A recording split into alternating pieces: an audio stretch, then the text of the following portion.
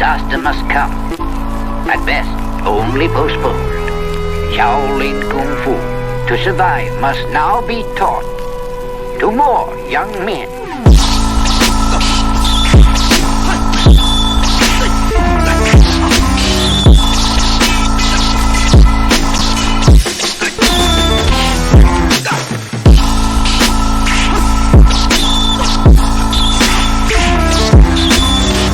Welcome once again to another episode of Fists, Kicks, and Flixx, the podcast about martial arts, movies, and life. I am one of your hosts, Eugene Plowden, and with me, as always, my podcast partners, Joe Hartley and Angel Diaz. What's up, fellas? What's going on? If this is your first time with us, I want you to know we are members of the Martial Arts Center Network. On Mondays, you got Raw with me and Lump. Tuesdays is CTE with Chris Los and Travis. Wednesdays is us, Fists, Kicks, and Flixx with Gene, Joe, Mike, and Angel. And on Thursdays, you can get the Inside Scoop with Alex and Jeff. For more information, just check us out on all of our social media platforms. Just look for the Martial Arts Center Network on Facebook, Twitter, Instagram, and YouTube. Fellas, it's showtime. What's going on? Hey, what's up, Gene? You know what? Just staying busy. We kind of talked about it a little bit pre-show. I'm working 7 days, 12 hours. The kids got a lot going on. Yeah. It's busy time and it's easy money, so I'm gonna take it while I can. I hear you. Okay. Yeah, set us up for Christmas. I got both my girls have January birthdays, so we always get double hit. So it'll be good to get ahead for once. What are their birthdays? January 15th and January 23rd. Okay. All right. And yeah, man. So just staying busy with all that. My daughter, my oldest, just wrapped up Beauty and the Beast. She played the wardrobe. She did really, really good. I was very proud of her. And now she has taken on 2 plays, one at school and one at her regular theater. She's going to do Frozen and Matilda. Okay. My middle one, she's doing play, but she's doing behind the scenes. So she's going to be running the behind the scenes, bringing out props, doing costumes, setting up all that stuff. And then my son, he just joined the Plowden family, not the KKC version, but the actual Plowden family. So he's over there with Mrs. Plowden, Morgan, Avery, and Coach. So okay, you got a haircut, man. Yeah. All right. Yeah, no hat today. All right, cool. How was your weekend? For the most part, it was good. I mean, like I said, staying busy. I worked the weekends and everything. It's crazy over there on the weekends because a lot of people have it off. So you're like working from like 8 or 6 in the morning to like what, 6 at night? So I do early overtime because I don't like to stay past my 2:30. Oh, okay. Yeah, so instead of coming in at 6, I come in at 4, and then I can leave at 2:30 and get my hours. Okay, all right, man. I don't miss those times. You know what? I used to like working midnights, the midnight shift, like 11 to 7, something like that. I don't mind that time. See, I did that. Actually, right now I'm doing 4 to 4:30 for the 12 hours, but usually if I was doing 10 hours, I do 4 to 2:30. So I did midnights, but my problem with midnights is I still have to go pick the kids up from school. Mm-hmm. So if I did any of the overtime their overtime is always you got to stay after. Then I'd be only getting like 3 hours, 4 hours of sleep. Then I have to get up and go get the kids. And I don't get much of a chance with that to come back home and sleep. Mm-hmm. That's why this is so much easier because I can still come home and do what I got to do. I just got to go to bed earlier. Yeah. Angel, how old are you? 25. 25. Okay. Yeah. I was a little bit younger than you. But at one point in time, I was working at Bally Total Fitness. I was working there from 1 o'clock in the afternoon to 10 at night. Oof. And then I would work at Lifetime Fitness from 11 p.m. to 7 in the morning. They allowed you to do both? Well, they didn't know I was doing both. I was gonna say, I didn't think so. They didn't know I was doing both, but I was doing different things. Like I was in sales for Bally's, and for Lifetime, I was doing night ops. So in night ops, we were doing some of everything, but it was mainly cleaning up or whatever. And the team that I was with, like we got really, really good. Like we got really good and really fast. And the whole gym was pretty much cleaned and ready to go at 4 a.m. So from 4 to 7, we just stayed in the locker room and just laid on the couch and watched TV and dozed off a little bit. And that was it till people start coming in about 5 o'clock or whatever. Then we just get up and try and look busy or whatever. But for the most part, that was my schedule. And I would go home. I'll get home at about 7:30 and sleep until about 12:30. So I was getting like 5 hours of sleep and then doing the same thing over and over. Yeah. So Angel, what's happening, man? What's up with you? Nothing, man. Just staying busy, honestly. Just work. Work has been going, and then high school, and that's it, man. That's really all I got going on. Did you get a chance to watch Big Brother? I did. I didn't like it. You didn't like Big Brother? No, I did not like Big Brother. What didn't you like about Big Brother? It just seemed like it was like too goofy, and then like I don't know. To me, it was just like a weird goofiness, and then I just could not take Donnie Yen seriously. As a teacher? Yeah, like I just couldn't. So he sucked. Okay. But, again, that's just me. I thought you would be able to relate to it, man, because he was a high school teacher. You're a high school teacher. I thought you'd be able to relate to it. Nah. He just said no and shut it down, huh, Joe? Nah. Yep.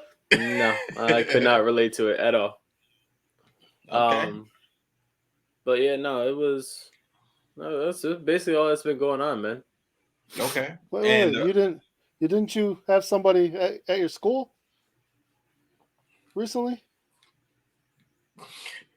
No? I know I mentioned it. I don't know if he wants us to talk about it. That's why he's looking like that. I had you don't got to say everything about it. I just, I thought it was cool. Yeah, just last Tuesday, I'm actually teaching my adult class. It was actually crazy, man. It was just my brother had to go somewhere. Then my dad teaches adult classes. I just help him. And my dad was like, hey, I got to take like a meeting or I like do like a phone call, whatever. I was like, all right, cool, no problem. I go and I'm teaching like halfway through. And I swear to God, like, like of all days, I'm like the most informal instructor. I'm teaching in my sweats. So I got my sweats on. And I swear to you, I'm there and I look at like the door and I see like this tall, buff black dude walk in. And I see like a short little bald black dude walk in. But I didn't like it. I didn't have my glasses on. So I was really far. So I look and I like looked and kind of just looked away and kept doing whatever it was I was doing. So I'm teaching the class. I'm teaching them like this like sparring technique, pretty much just closing distance, whatever. And all I hear is like, "Oh, well done, Mr. Diaz." And I just was like, "Who?" Like in my mind, I'm like, "Who the f is who? Like, what student is calling me Mr. Diaz? Like, you about to do push-ups?" And I look, and it was Michael Jai White, and I was just like, "Oh man, like." You gotta at least call me before you come down. Like you can't just pop in my school. Oh, you're the Godfather. You're the Godfather. Michael John White has to call you and ask for permission before he comes into your dojo. I get what he's saying. He but it's just like it's just like our relationship. I expect like at least like let me get like a call like yo Angel, I'm coming down, right? Mm-hmm. So I go and all my kids are like so my kids don't even know who he is because my younger generation they don't know. No joke, I'm not joking. So they're looking like this, like. So one kid goes, "Sensei, you good?" And I want to be like, "Boy, what are you gonna do? Like, shut, like you better stop." So I go over, give him a hug, right? And I was like, "Oh, wait, hold on, courtesy bow." And I said, "Does anyone know who this is?" And I had one kid be like, he almost had a heart attack. And then I was like, "Oh, this is Michael Jai White, like multi-millionaire." Was that a little bit embarrassing for him that they didn't know who he was? Nah, man, because man, Michael Jai White, he's so down to earth. He actually doesn't like the attention. Mm-hmm. And I'd say, and I can only say it from what I see. Like he likes to just be a normal person, wants to just have conversation. He doesn't like the whole like, oh, it's Michael Jai White. Like he kind of gives you a smile, kind of like yeah. But he's such a nice guy, man. So cool. My dad just went up to him and was like, you look like Michael Jai White. And Michael Jai White goes, I am. And my dad was on the phone. He said, yeah, I'll talk to you later, and hung up and just started talking to him. Because my dad for years thought me and my brother joked around that we like trained with him, like we know him, we have a good personal relationship with him, and my dad always like thought it was like just like joking around, and then my dad got to see it's like the truth, like. And then my class was like from 7 to 8. I'm not joking when I say I left there about 11 at night. We were just sitting there. Yeah, man. It was really like we were just talking. It went from we started talking shop because we started talking about just karate in general. He was just saying how proud he was of me and my brother. Just like, like we're the only ones that made it out from where we're from, because we're all from Bridgeport. And in Connecticut, Bridgeport is the worst city in the state with crime rates, and it's in like the top 10 every year in the country. So he was just like, I'm so proud of you guys. You guys made it out. And then on top of that, then we started talking about just UFC. We started like sparring. We started just showing us little tricks of the trade, just different little things, man. So it was really cool, man. He gave me his number. He gave me his new number that he has. And then he was just like, got it. And then he's going to be down here more often. So what people don't know is that he has a studio now in Connecticut where he's like filming all of his movies from. Okay. So that's how, and then he wants to like help us get in there into some of his movies, doing like katas and all that. And then he wants a place to train. So whenever he wants to just come down here and train. So we for us, he's like a brother to us. So we're like, yo, like you're more than welcome. Come down. It's not even a question. When you were teaching and he was there, did he start to give examples, or did he start giving his point of view on different things? Because he seemed like the type of person that would do. I've seen him in a lot of videos online, and he is helping people, telling them the proper way how to punch, how to throw a kick, or a combination of stuff like that. Did he do that? All that stuff, that's what me and him and my brother talk about on our own, right? Like that just goes to show like how respectful he is. He's not gonna say nothing while someone else is teaching. He's letting it be, right?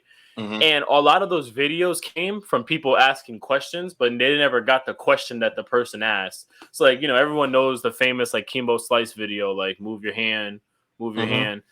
Kimbo actually asked him, how do you move so smooth and not show your punch?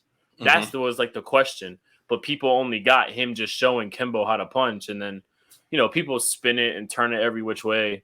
But yo, man, like the one thing I will say that I can't say, and I'm gonna catch flack right now for saying this. One thing that's different between him and Steven Seagal and Jean-Claude Van Damme and Matt Damon and all these other dudes is like he actually trains, and like he can like I strongly believe he can go into a street right now. Someone robs him. They're gonna probably leave with a fucked up arm. Like I can believe that. You know what I mean? Like I've sparred with him. I've moved around with him. Like he knows what he's doing. And then he's sparred and helped. So like Gene, you know about the UFC. So like and like Joe, you know about it. Glover Teixeira lives in Connecticut, in Danbury, Connecticut. Michael Jai White was one of his training partners that helped him win the title. Okay. Like he goes around to all these schools and he helps people, and people actually credit him for learning those things. Uriah Hall in Bellator knocked someone out with a spin kick. In his post-fight interview said, I want to thank Michael Jai White for showing me that trick with it. But now I will say this. You ready to hear this? This is where you could tell there's a difference between his lifestyle and my lifestyle. We leave the school. He's leaving in like the Mercedes SUV truck, and I'm leaving in a Honda. So there's that. But he was talking to us about the Uriah Hall fight, and he ends up saying like, yeah, I ended up like just like going to the bar, rented it out, and I was watching the whole Bellator fight, just sitting there looking at all the fights, and I'm like, oh, you rented out the bar? Like that's got to be cool. You could just like go and just kind of just tell everybody, I want this whole bar to myself. Me, I gotta go sit there at the bar at Buffalo Wild Wings. This guy might throw a drink on me. I'm getting nudged. Like it's a different lifestyle. But he's he's actually, man, he's really nice, man. He's a real cool dude, and he's super humble. I can't say enough good things about him. So he has That's a cool. home. He has a home in Connecticut and in LA. Yeah. Okay. Yeah. He has and the one in LA, when he goes over there, that's for when he's like shooting the bigger time movies. Also, he he does a lot of interviews like DJ Vlad and all them dudes. Like he's always doing interviews for over there. And then over here, this is where he wanted to like start his whole production company in junction with like New Rochelle. So he's doing all that stuff. So he has a house over here. And then he also went to where I went to college at. He graduated from the same school. Like our paths, like literally we grew up the same exact way. So that's why he always comes back, talks to me and my brother, because like we live the same lifestyle. The only difference is like he chose acting instead of martial arts. You know what I mean? That's just really the only difference. Yeah, my uncle remembers him when he was a competitor also, because he was talking to me about him. And he's the real deal. I didn't even know that he was a competitor till my uncle. Yeah, he was the real deal. Like back then, like he was like 15. That's unheard of now, but he was like 15 fighting like heavyweight men's, and he was doing his thing over there. Like he was the real deal, man. And then the other cool thing, just talking to him, was we have the same instructor. So my head instructor from New York, we have the same instructor. So he kind of gave me more like history about like just my instructor and just different things that I didn't know about in terms like karate in Connecticut. So it was kind of cool, man. Let me ask you something, because you said this on more than one show. So your dad is a martial artist, but you also have someone else who taught you. So who taught you first? Was your dad your first instructor, or the other person? Technically it would be my dad, but this is what really ended up happening was my dad and my brother were already going to my instructor in New York. And my dad wanted to bring me, but my instructor said, don't bring him until he has all his skills. So basically, don't bring me until I know my downward blocks, my front punches, like just a basic white belt class. So my dad really taught me from 5 years old to 8 years old. And then from 8 all the way on, I started going to New York with my family, and then we just started training there. So now, did your dad have a dojo, or was he teaching you at home? He was teaching me in the parking lot outside. He was just teaching me in the parking lot, and then sometimes we'll go to like a rec center, like YMCA, and we'll just train there on like the basketball floor, and that was it. Okay. So when did your dad open up a dojo, or did your dad, and your brother all do it together? We all did it together. It's really my brother who opened up the dojo. My dad, not saying my dad didn't want to open a dojo, but he wasn't. My dad, when my brother opened the dojo, my dad was already like in his late 40s. I was in middle school, so my dad, like, he's already past that life. Like he wasn't thinking that far. My brother wanted to open a dojo and said he wanted it to be ran by all of us. And then at this point now, my dad kind of like stepped out of it, so all he does is teach adults, and that's it. And that's only 2 times a week. Me and my brother run the school. That's it. Gotcha.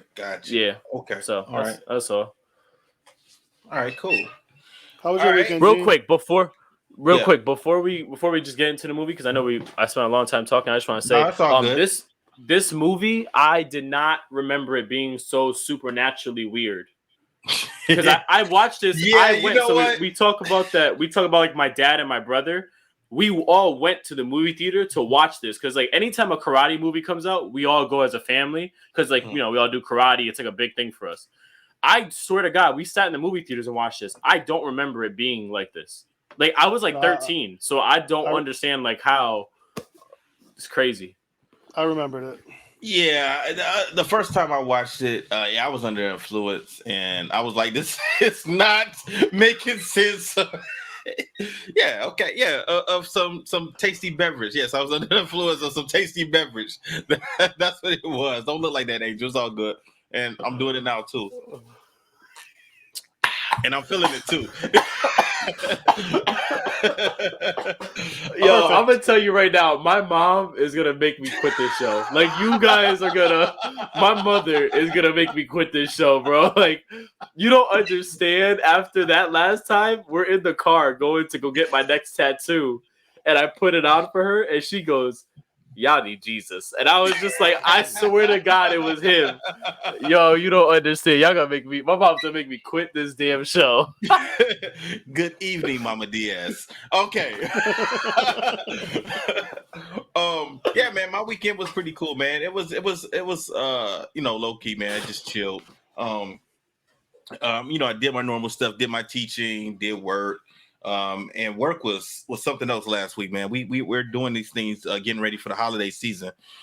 So we're doing these things called blitzes, and blitzes pretty much are, I got to get to as many stores as I can and make sure they have updated information, because we got a lot of sales going on and price reductions on a lot of our services and stuff.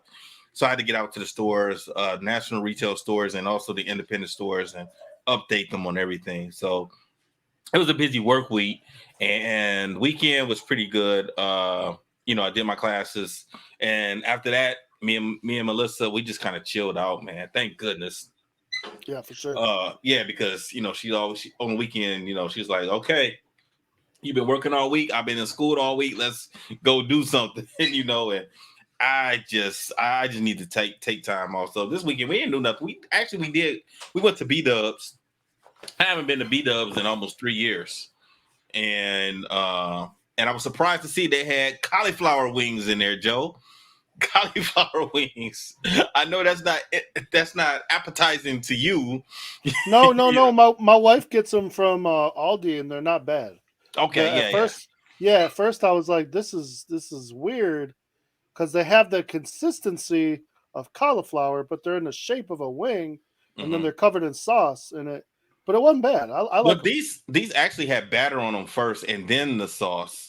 And they were real good, man. So I was surprised to see them there. So I got those, and then we came back here and just relaxed and just chilled and watched TV and watched a couple of movies and just relaxed, man. Champ wasn't feeling too good, so Sunday I just went over there to his mom's house and just chilled out with him. And that's pretty much it, man. That's pretty much the weekend. I kept it low key. I know pretty soon I'm gonna have to start getting out here more on the weekends and get this holiday shopping done. I thought I was going to Florida for Christmas, and that is not the case now, man. I looked at the prices of the plane tickets. They're just ridiculous. A ticket for myself was $1,400. $1,400. Wait, to go where? To Florida. For just one person? For me, because I fly Delta. It was $1,400. Yeah, that's why I see you looking like that. Yeah. I mean, because I'm gonna tell you something, man. Some of these other flights, like Spirit will be cheaper, right? But by the time they get done nickel and diming you, you're paying the same price. Go ahead. Wait, so can I just so where do you leave from? Detroit, DTW, Detroit Metro Area. So how far are you from Kalamazoo? 2 hours. About 2 hours, right, Joe? Okay.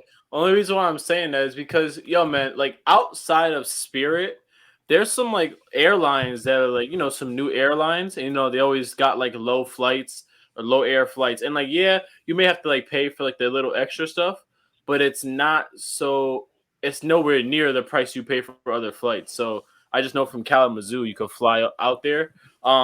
But you don't like American? That's not your thing?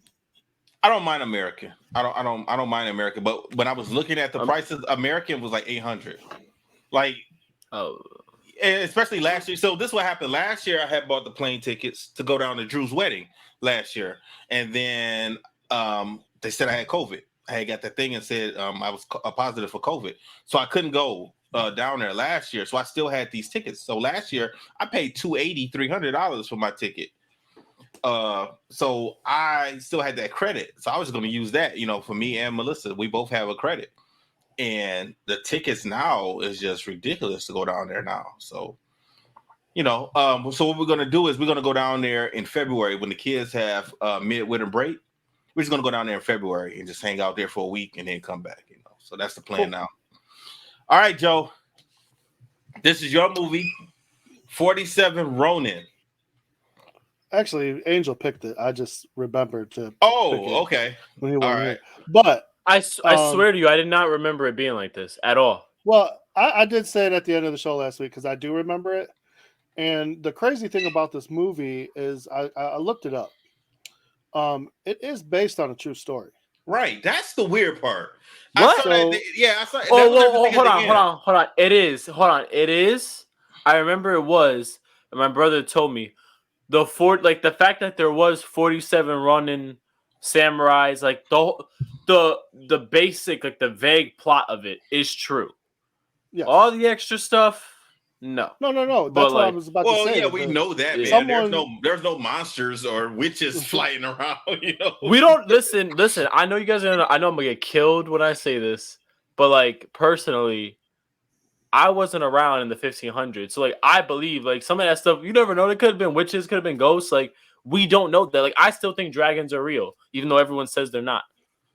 I'm just putting that out there. Yeah, I'm gonna let you deal with that on your own, man. I'm not gonna even say nothing. I'm not gonna debate you on that. I'm gonna leave you alone. The dinosaurs were dragons. No. Because here's the thing. Okay, so this movie took some liberties, is what they did. Because I understand, like you take a movie like 300, right? Mm-hmm. And there's some things in that movie, although it's a historical movie and it was a long time ago, but some of the things that they're saying is probably the way that they perceived things. Mm-hmm. But this one doesn't seem like that. This one looks like someone took a real story and added a mystical beings to it. Mm-hmm. And my problem was, I remember this distinctly before I watched this movie. It takes away from the story. I want to hear this story without all that. I want to see this without that. There is a documentary sort of on this. It's 4 hours long. Goodness that gracious. that has. It didn't seem like it was that much information to the story, really. That's what I'm saying. To last 4 hours. Goodness gracious. Yeah, I know. I didn't really see, but it got good. Like a lot of people said good things about it. Okay. Also, there's a second one that literally just came out in October on Netflix. How can there be a second one? I think it's like a 200 years later or something like that. Okay. We can talk about that at the end. Okay. Anyhow, so the movie actually starts off, they kind of give us a brief idea of, what the samurai are. It's feudal Japan, and it's basically the monarch. It's like if we were to go, talk about the kings and the queens and the monarch in that sense. Only they, instead of a king, they have what's called a shogun. Mm-hmm. And the shogun would have, where a king would have knights, the samurai are basically the knights. So they're held in high esteem. They get land. They serve either their king, the shogun, but they also, what happens is they're like a clan that serves under their lord. Mm-hmm. So it explains to us that the samurai protect their lord's lands, riches, and everything in between. And they'll put their life on the line for their lord, and above their lord is the shogun. So everything is run by the shogun, and then you have your lords, and then the samurai are the protectors. And that's kind of how the monarch of this works.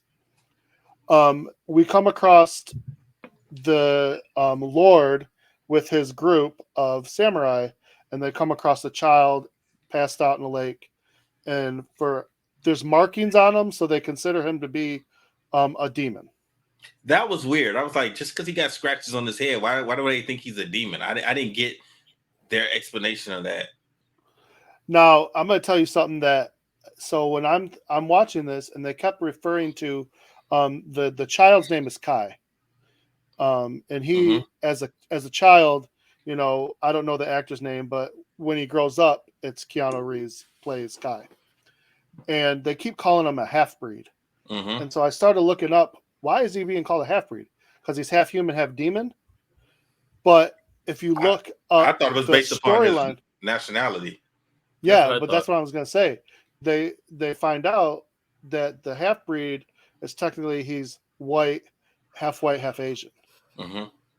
So again, are we talking where this director took liberties, or are they consider him because he's a half breed that he's a demon? Like, I don't like it. I don't like this part of the story because I think it was unnecessary. In the true story, was there someone who was biracial that was part of this 47 Ronin? That's what it said. Yes, that's what it said when I looked Okay. it up. Okay. And so that's why they ostracized him until they later on in the movie when they actually need him. Mm-hmm. But like I said, why did they need him? Was it because of that? Could he do something? Or in this one where they're seeing him as a demon, so now he can see the witch. He can see, this. Later on, will he have powers? These are the things that you're kind of like, why do they hate him at the beginning and then later on they need him? It's interesting. Well, didn't the Lord feel sorry for him? Because the Lord is the one that took him in, right? The Lord did take him in, and I don't know what he saw in the child that he decided to take him in, because his samurai wanted to kill him. Right. Like they said, he's a demon, we should kill him, and they stopped him.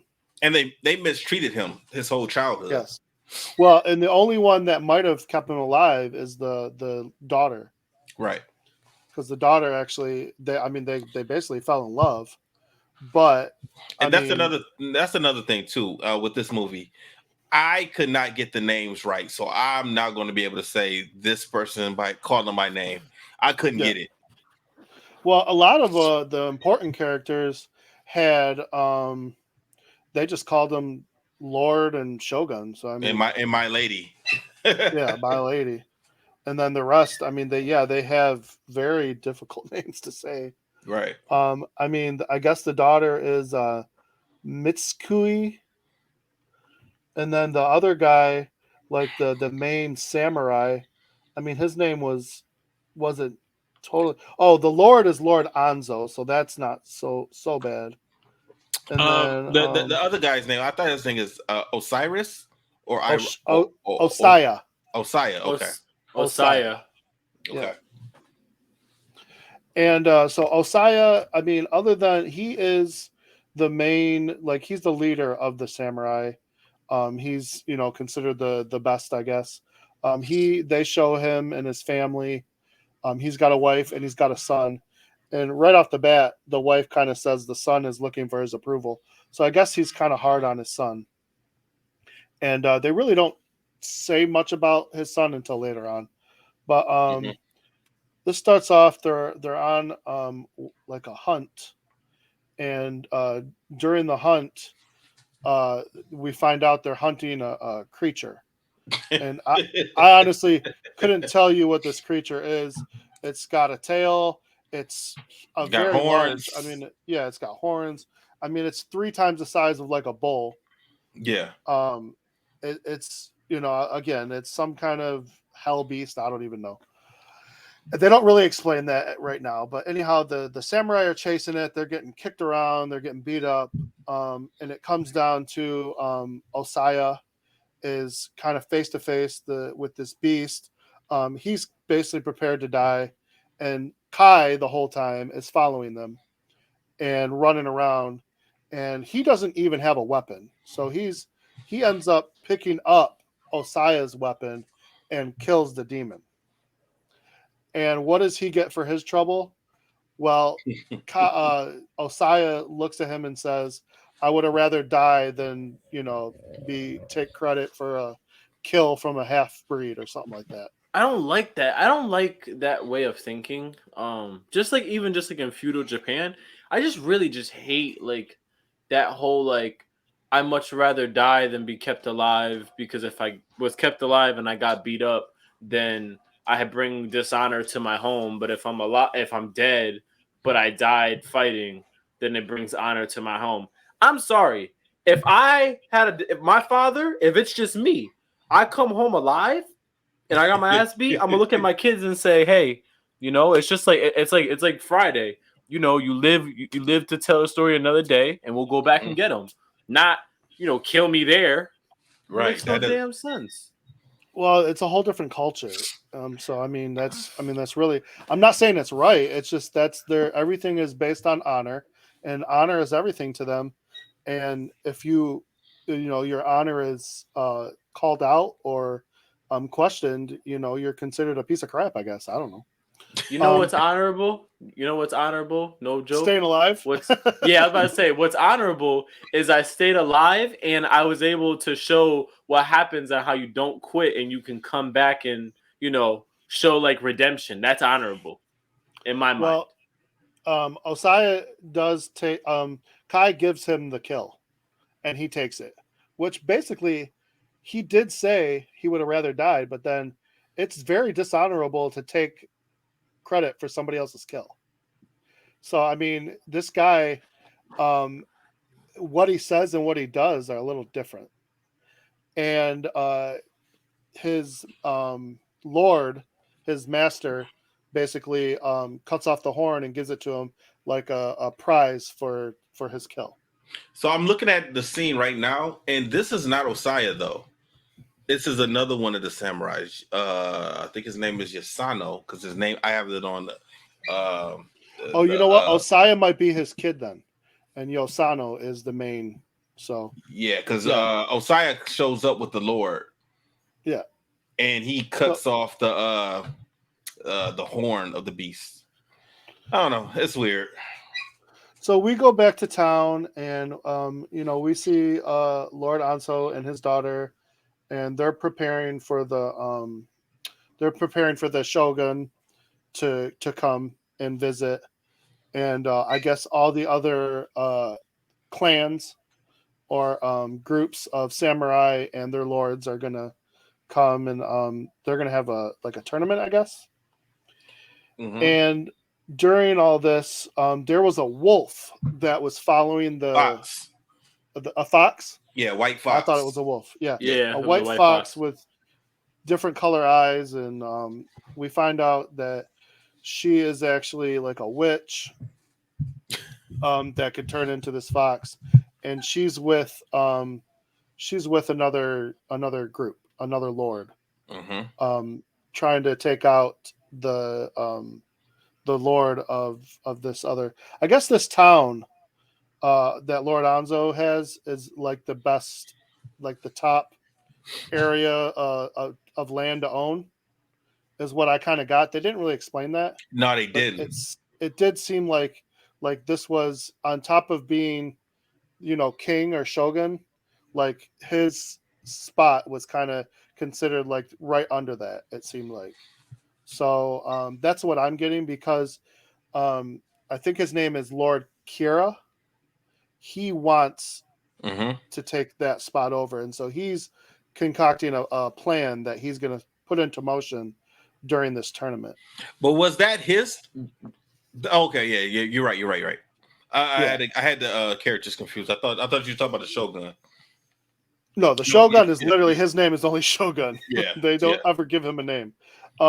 During this time at the village as well, we see a interaction between Kai and Mizuka, and you can definitely tell like there's a spark, there's something there.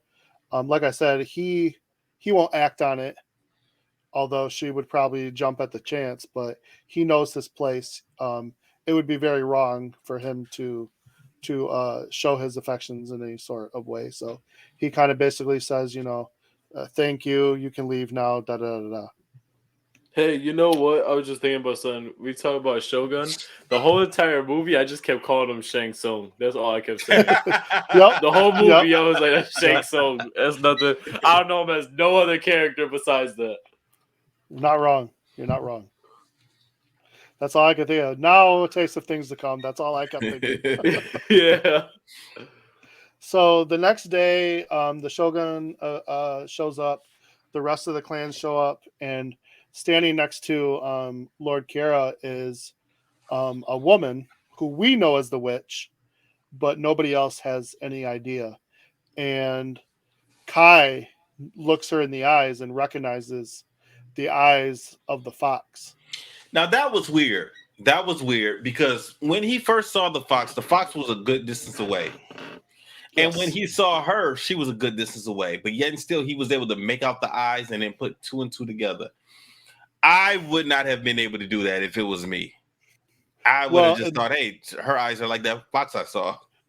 well, so when he goes to tell Yoshino, Yoshino says, "Well, are you a demon or a human?" He says, "I'm a human." He says, "Well, then maybe instead of seeing what you thought was a witch, maybe you were just intrigued and in a trance over a woman." So he's basically trying to blow him off as like, dude, you didn't see no witch. You're just, you're in love with some good looking girl. Right, And he right. doesn't want to hear it. I mean, he literally blows him off. And that's gonna bite him in the ass later because he's gonna fight in the tournament against Kiera's guy, this giant. I don't even know what this samurai is. The Yeah, guy's that like guy was huge. 7 feet tall, 300 pounds. It's ridiculous. Right. But he gets bewitched while he's preparing. Now, was this fight? Because I don't think they said. Now, were these fights to the death, or were they just working out or training together, or what was up with this? I was curious about that too. I wondered. It didn't really say, and I mean, based on what happens, we don't really get to find out Right. because this guy comes out. They bewitched the normal fighter, and when his son sees him being bewitched, he tells Kai, and Kai doesn't really have an answer of what to do. He tells him to go get the Lord, and he says, if we have to forfeit this match, it's going to be dishonorable. No. So no, I did not like that part because I'm thinking like it's 46 other people, 46 other samurai. Go get somebody else to step in. Like You're right. You're right, but they're probably standing by protecting their Lord. Like they don't have time. The time is running low for him. They're going to forfeit this match and look bad. That's He crazy. didn't have time to think about that. You're right. He didn't To have time me- to think about that though. Listen, something happened to this guy. Okay, we got a medical timeout right now. This guy is laying on the ground. His eyes are glazed over. He does not really his eyes were more than glazed over, G. Don't even way more than glazed over. He's messed up. He's messed up. So I would have been like, okay, we got an injury timeout. Something's happened to this guy. Can we get a replacement? Can we get somebody else to step in? Like an injury timeout. That's right. Are we not reasonable people here? Come on. But this goes back to the whole like, are we not reasonable people? You will kill yourself if you are getting beat up. Like that's not reasonable. Hold on. This guy has a tummy ache. He did not have a tummy ache. This guy is possessed. Something supernatural has happened to this guy. Come on. They should have looked more into this or something. But go ahead, Joe. You're right. You're 100% right. Anyhow, Kai takes his armor, puts it on. He runs out, starts getting beat up in the fight. He gets tossed aside. The armor comes off his face, and he's exposed.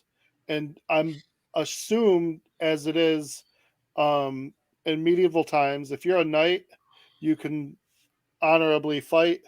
If you're not a knight and you were to go out there and fight and get discovered, they basically kill you or put you in the stocks, whatever. So in the same kind of monarch rules, Kai is not a samurai and he should not be out there. He does not get the honor to fight as a samurai, even though he was trying to help out.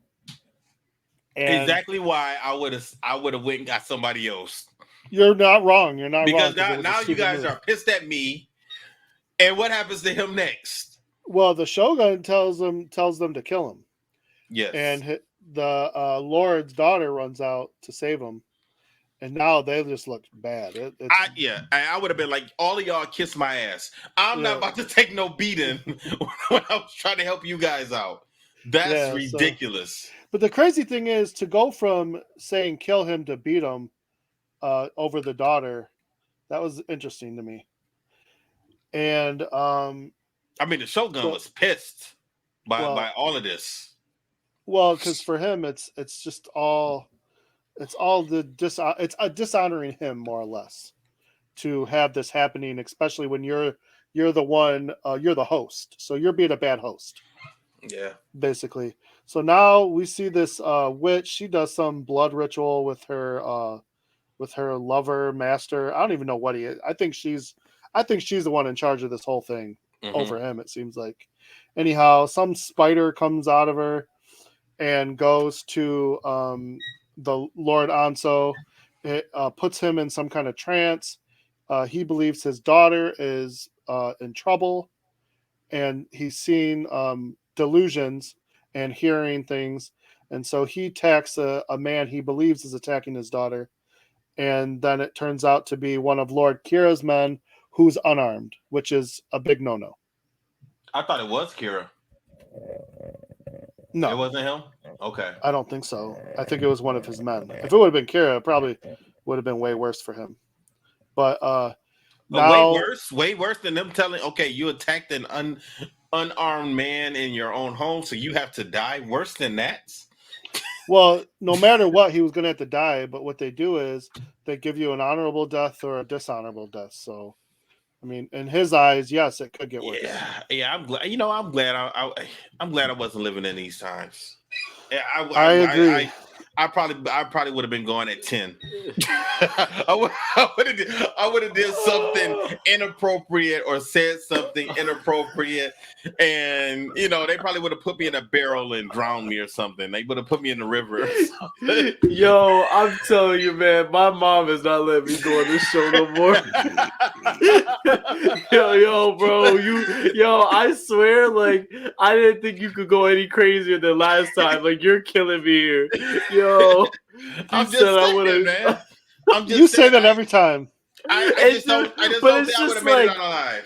It's like Joe. It's like he's like said things that I'm just like, oh nah, like that's just crazy. This is wild. And honestly, this is me being PG. Honestly, like me in my normal life.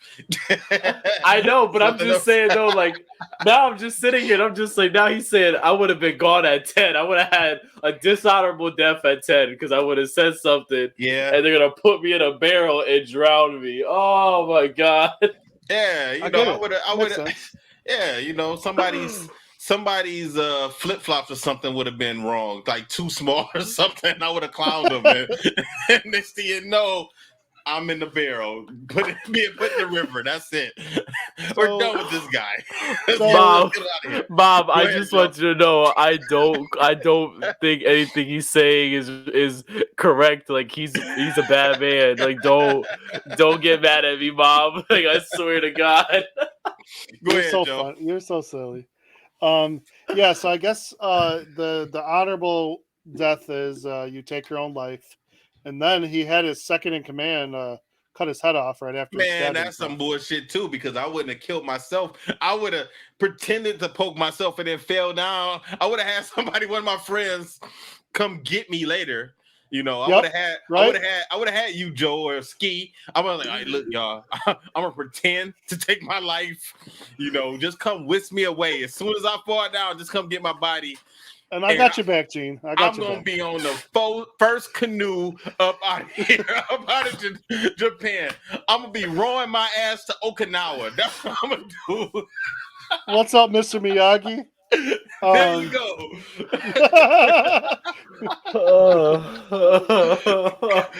Go ahead, man. So here's what gets me. So the Shogun basically gives Kira what he wants because they basically came to an agreement. The idea is, so now that their master, the Lord, is gone, these samurai are now considered Ronin. And this is where we learn what Ronin is. Mm-hmm. It's basically a samurai without a master.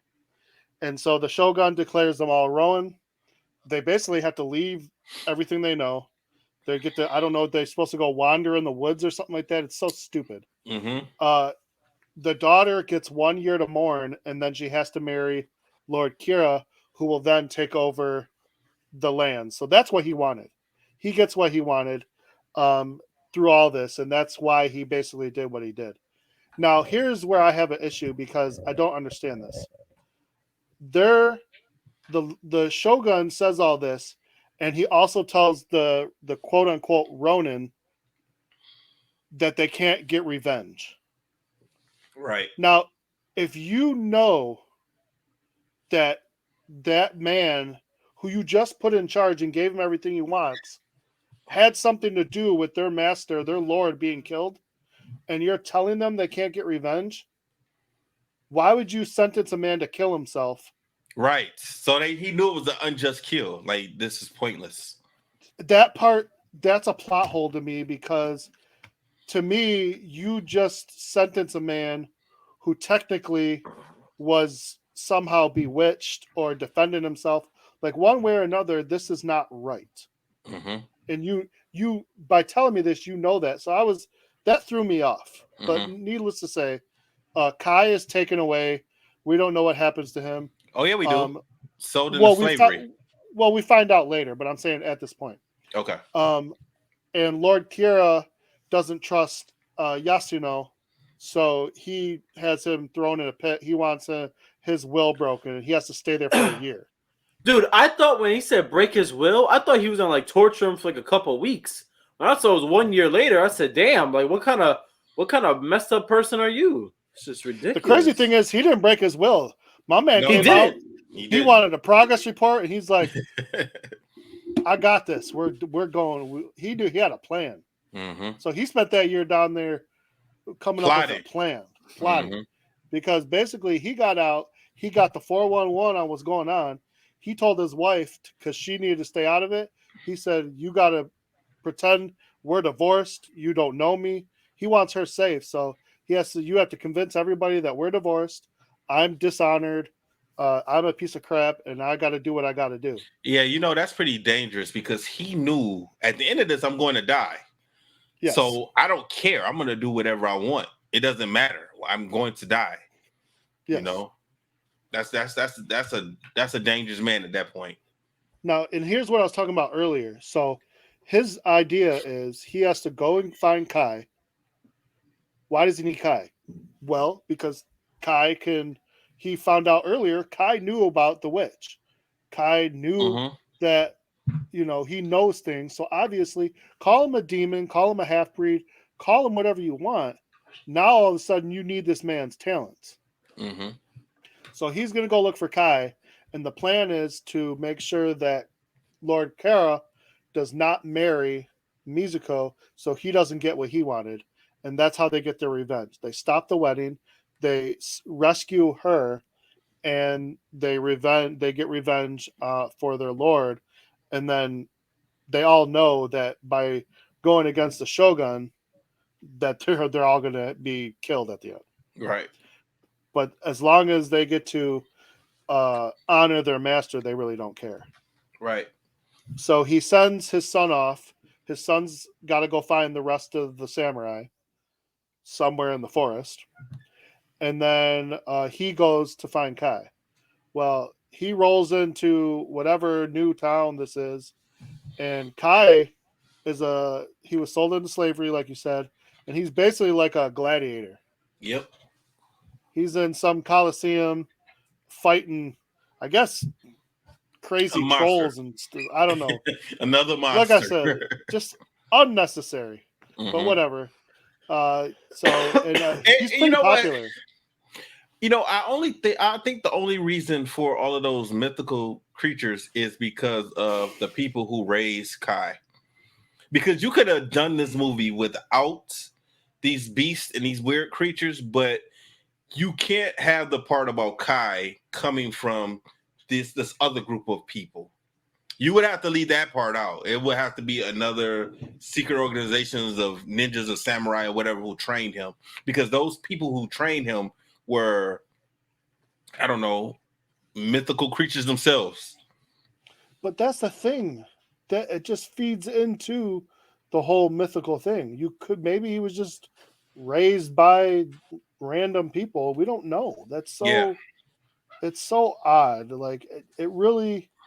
I remember watching this and thinking, "Oh, I was going to get like another." I don't remember if this came out before or after The Last Samurai, but it could have been a similar story to that. And instead, we get this weird, mythical science fiction, which could have been okay if that's what it needed to be at the beginning, Hey, but it was just unnecessary for the movie. maybe there are real mythical creatures roaming the earth at this time, Angel. Thank you. Maybe, No, don't do this to me. maybe they were weird. Maybe they never left. Maybe they're still here, Angel. Maybe they're still wandering around now. I'm glad you think it's a joke. You think it's a joke until they go to your house. Until they go to your house, you think it's a joke, and then you keep thinking it's a joke. You don't know how. We don't know what to do. Put yourself in a salt circle. You don't know that stuff because you're not prepared. I'm not. A salt circle. You got to put salt in a circle because they can't go past salt. It doesn't work. You see, I live next to a church. So I live on hollow grounds. So I'm safe.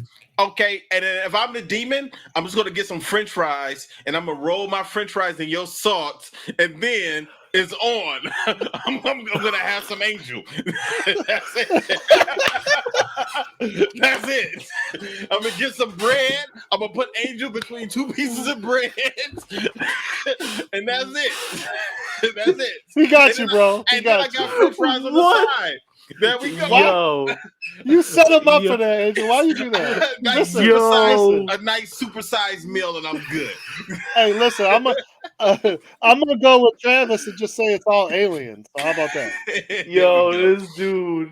Go ahead, Joe. That's more believable to me than this crap. Anyhow. Oh my god. He finds Kai in this Coliseum, and he runs up to Kai like they've been long lost brothers. And Kai is not happy to see him. I wouldn't have been. Pissed. Kai's pissed for one, you never treated me cool. Two, you didn't even stand up to these idiots that killed our master. So he's pissed. They start fighting. And you watch me get beat with bamboo sticks. Yep. Yeah, that was kind of, I'm not going to lie to you, that was kind of messed up. Like, he got the dog beat out of him. That was crazy. So, I mean, how did he think he was going to go in there and he's going to be happy? Oh, I got this plan that involves you. No, man, like, forget you. He should have killed him. But, they come to an understanding now that when he tells him he's going to go save, Mizuko. And so they've worked their differences out. They go and find, the rest of the samurai, and there's my man in the lake. That's that. If I was gonna be a samurai, that's me. That's all I could say when I saw that dude. That guy, big fat guy, washing himself in the lake, happy all the time. Got a nice little beard going on. Not knowing he only got 5 days left to live or whatever. That guy was funny because when he referred to himself as big and strong. Mm-hmm. I'm like, bro, you just big. You're not big. Like he was looking like, oh, I'm big, handsome dude. Nah, right. Man, you just a big guy. He was like almost sumo samurai, but he made me laugh a little bit. They have an issue now that they're all together and they got the plan. They got no swords. So Kai knows where they can get some swords. Some magical forest, which is actually, we find out because everybody says that it's a myth that these swords exist in this magical forest. But Kai says, nah, he grew up there. He's seen them. Mm-hmm. So they got to go in this cave. And of course, there's some other mythical being that raised Kai. And Kai's exact words Yasuno. These people look like Supreme Leader Snook. If you watch any of the new Star Wars, that's what these guys look like. Yep. I agree. Mm-hmm. It was weird. It was crazy. He tells Yasuno, no matter what you see in this cave, don't draw your weapon. Mm-hmm. Which tells me you're going to want to draw your weapon. Mm-hmm. So Kai meets up with this guy that supposedly trained him and raised him and taught him some kind of demonic powers, and basically challenges him and says, if you can grab the sword before me, you can have the swords. Meanwhile, what Kai may or may not know is they're putting Yasuno through a test, basically Oh, making Saya. it look like, making it look like he's attacking his men and everything like that, and he's trying really hard not to draw his blade. He does eventually pass the test. Kai passed his test because he uses whatever power that he has to use demon speed and grab the sword. And they leave a bunch of magical swords for everyone to go with. Mm-hmm. Skipping ahead. The swords really didn't do nothing in the fight, though, right? They didn't shoot out any beams. They didn't do anything. They were just swords at the end of the day. They were just more or less. I mean, I think maybe only Kai could, if there was power in them, could draw it out because he has the gift or whatever you want to call it. Right. The son at this point was supposed to go check out some brothels and see what he can find out about when Lord Kira is going to be going to pray before the wedding, which I guess, he prays before he does a lot of things, and he's usually by himself, so he's vulnerable. Mm-hmm. The problem is, the son does find this information out, but he finds it out from who he doesn't know is the witch. Mm-hmm. So when they go to this place, it's a trap. And during the trap, a lot of the men are taken out and or injured. And so meanwhile, the only advantage this gives these guys is they think they're dead. So they can kind of come up with a sneak attack. And it also takes down their numbers. And this is where the 47 Ronin come in, because they're down to 47, including Kai. Mm-hmm. Because now they have basically granted Kai the gift to become a samurai. And so the idea is they're going to ambush at the wedding, and they're going to come in. They find a group of entertainers that were that they knew from the Shogun visit, and they are going to use them as cover to get into this wedding. And during which they're going to try to take out the witch and take out the Lord and stop the marriage and save Mitsuko. All right, so we see them interact with and convince the entertainers, and now we get to the wedding, and during the entertainment section, they're showing us firecrackers, fireworks. They're showing us all the people, and then on another scene, they're showing us the rest of the 47 coming in, taking out guards, setting up for the final attack. Mm-hmm. You got anything, Gene? No, I was ready for this movie to get over with at this point.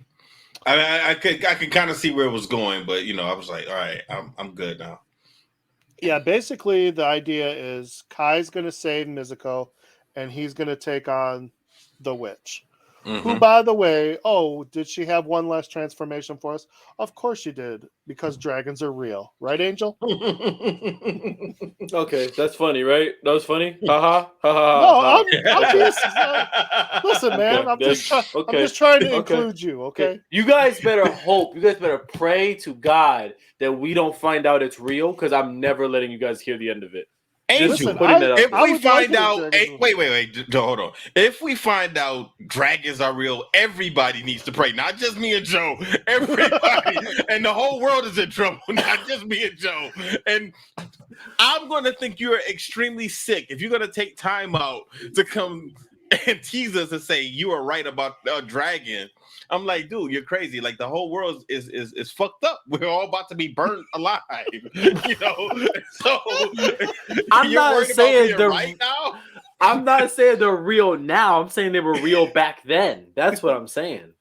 Now we have no proof. Now it's aliens. That's for sure. Exactly. So Joe, what Angel's gonna do is gonna go call up Doc Brown. They're gonna go get in the DeLorean. They're gonna go back to 1500 feudal Japan.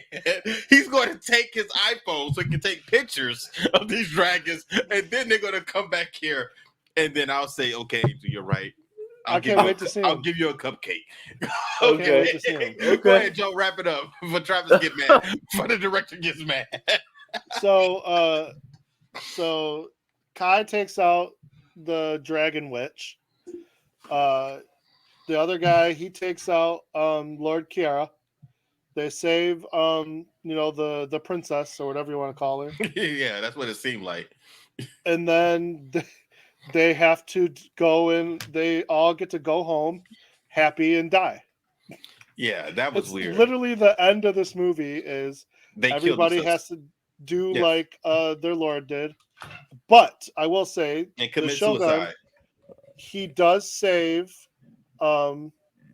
Yoshina's son because he says they should have that bloodline shouldn't die.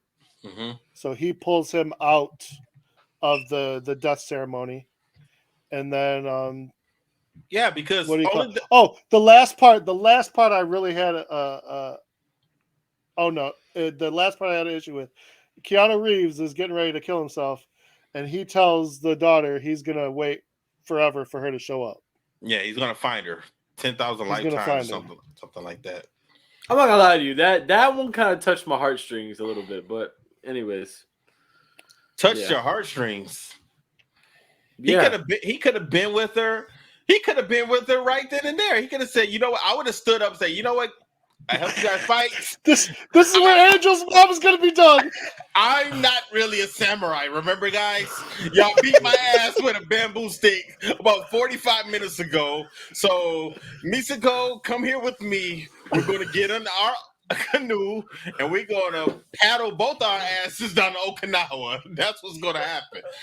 The fuck? I'm not about to kill myself for this shit. What the hell? Hell no. The Lord is dead. You know, the witch is dead. The other guy is dead. I don't need to die too. It's enough dead people around. Let's go. Listen, come on, baby. The only other thing I wanted to talk about real quick is right before they went into the battle, the 47 of them, they each signed their names and used like a bloody thumbprint to kind of document their names. I meant to look it up. I'm wondering, since this is based on a true story, if that document is somewhere like being preserved. That might be a possibility, Joe, because when they add stuff like that into movies or documentaries and stuff, a lot of times that is real, and it'll be like in a museum or something, you know. So that's a chance. Real quick, I'm gonna give my grade. If this without the mystical stuff, because it was unnecessary, I actually would have liked this movie. But with all that and just the way it went and some of the confusing stuff, I'm gonna give it a C-. I thought you were gonna do better than me. I'm gonna give it a C+, man. Like, and it's the same reasons that you said. I probably would have really liked it if it was based on a 100% true story, without and something I could look at as far as a documentary, or look at, Google it and find some other information that was 100%, true. Just get some other background information. But I'll give it a C+. How about you, Angel? I was gonna say B-.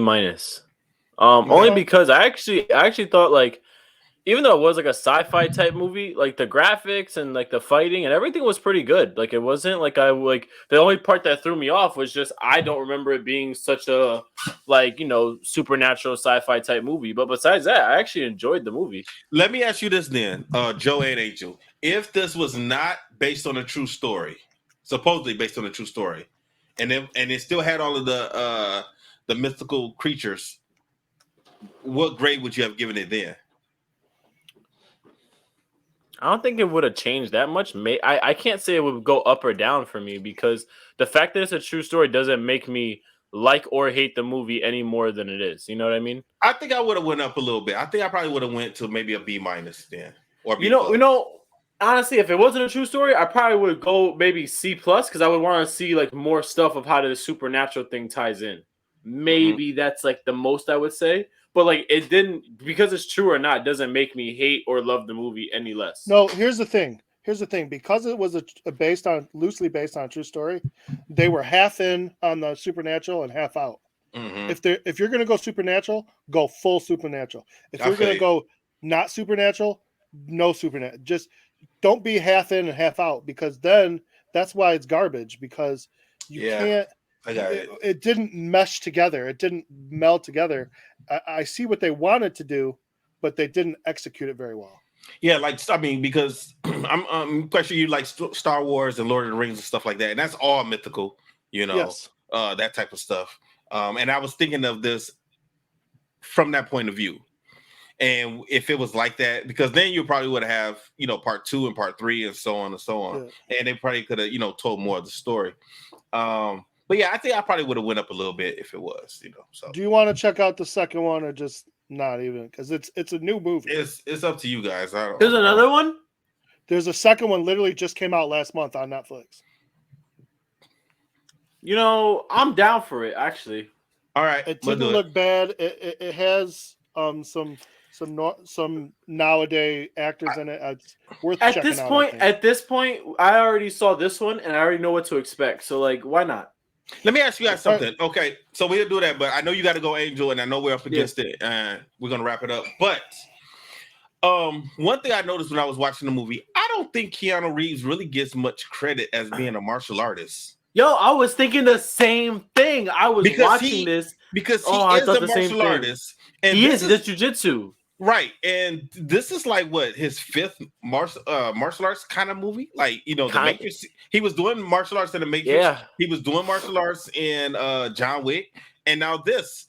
So he has, and I don't know what else he's done. I think he's done other stuff. I just can't remember it right now. I don't know if other stuff. I know who Constantine is, but I don't know if Constantine did any martial arts or fighting in that movie. Not really. No.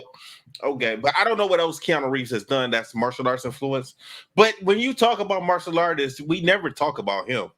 We'll talk about Michael Jai White. We'll talk about Steven Seagal and Jean-Claude Van Damme and even Jet Li and Jackie Chan, but we don't bring him up. Do you think it's because we knew him more as an actor first, and then we found out he was a martial artist? Maybe that's why. Probably.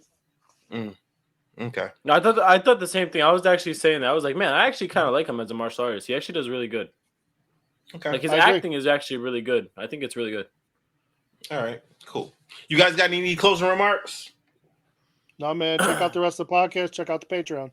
That's right. And also check out Jump Kick Athletics and get some Black Belt Club collective gear. Angel, anything? Dragons and aliens are real. Yeah, right. Everybody stay safe, stay strong. Well, I'll let you next week. And producer, play our music. Disaster must come. At best, only postponed. Shaolin Kung Fu, to survive, must now be taught to more young men.